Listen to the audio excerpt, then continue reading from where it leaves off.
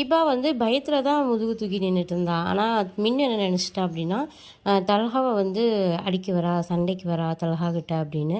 தல்ஹாவை protect பண்ணணும் அப்படின்னு ஹிபாவை வந்து அடிக்க வந்துட்டா. ஹிபா வந்து நல்லா பயந்துட்டா பாவம். பயந்துட்டு அங்கேயே பாத்ரூம் போயிட்டாங்க.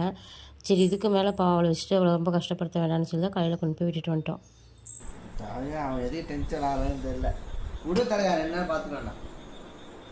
இவன் தான் உருங்கிறான். அவன் அமைதியாக தான் இருக்கான். அவன் காமாக தான் இருக்கான். இவ தான் உருன்னு இருக்கிறா. இபா இபா வராதே. பேக் போகுது வண்டி.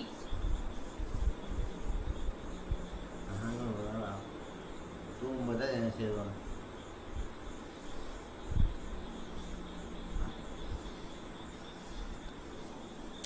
போகுது.